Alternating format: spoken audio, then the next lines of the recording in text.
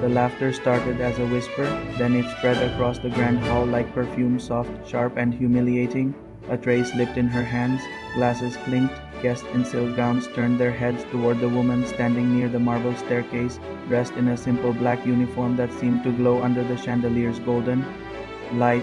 She did not lower her eyes. Before I tell you what happened next, tell me in the comments where you're watching from. I love knowing who's listening. The gala was meant to celebrate innovation and wealth. Crystal glasses sparkled, string music floated gently through the air, cameras captured smiles and handshakes between influential guests, and in the center of it all stood Adrian Vale, the billionaire host. He had built his empire on confidence and control. People admired him or feared him. Tonight he enjoyed both.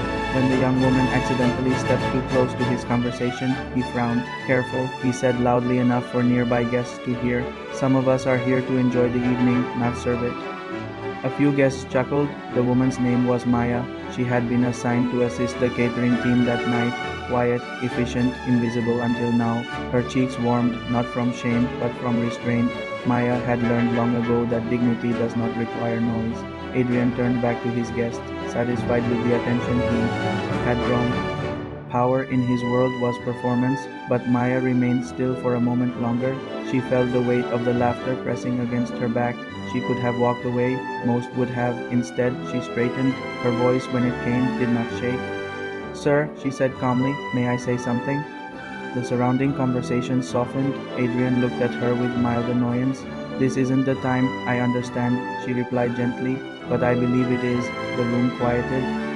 Maya placed the tray securely on a nearby table. She removed her gloves slowly, deliberately. The gesture caught attention, not rebellion, but preparation. Adrian crossed his arms.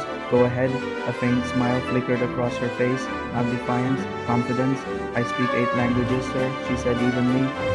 The statement hung in the air. Some guests glanced at one another, unsure how to react. Adrian raised an eyebrow, and she met his gaze directly. "English, French, Arabic, Spanish, Mandarin, Portuguese, Swahili, and Italian.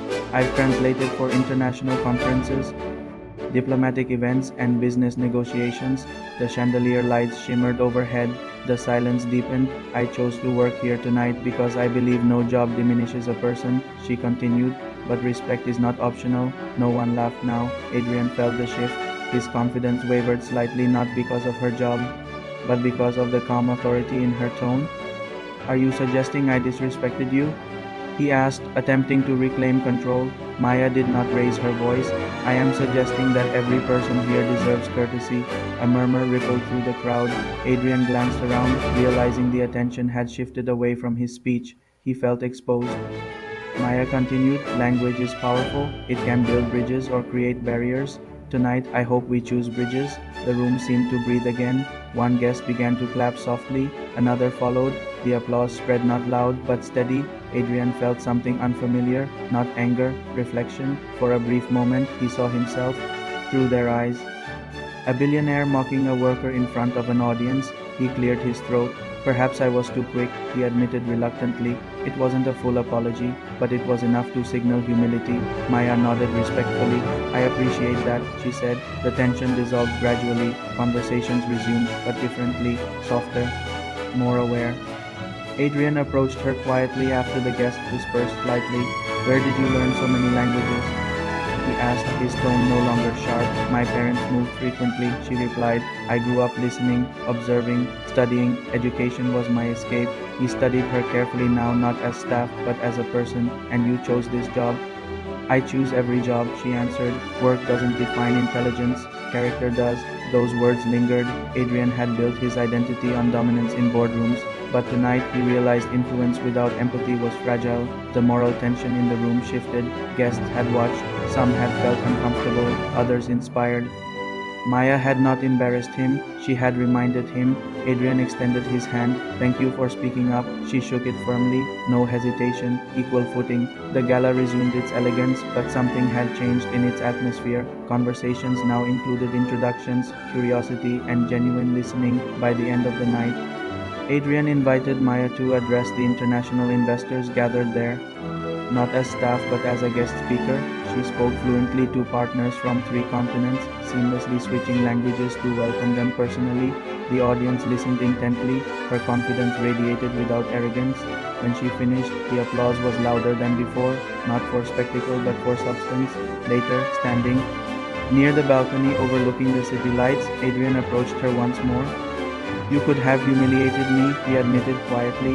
"You chose not to." Maya smiled gently. "Humiliation solves nothing," she said. "Education does." He nodded slowly. That night, the billionaire learned something money could not buy. Humility earns respect faster than authority. And Maya learned something too, that silence does not mean weakness. Sometimes it is simply preparation. The laughter that began the evening had faded completely. In its place remained something stronger, mutual understanding, because true power is not about standing above others, it is about standing beside them. If this story resonated with you, share your thoughts below and tell me how would you have responded in that moment. Subscribe to Cinematic Whispers for more powerful stories about courage, dignity, and the quiet strength that changes everything.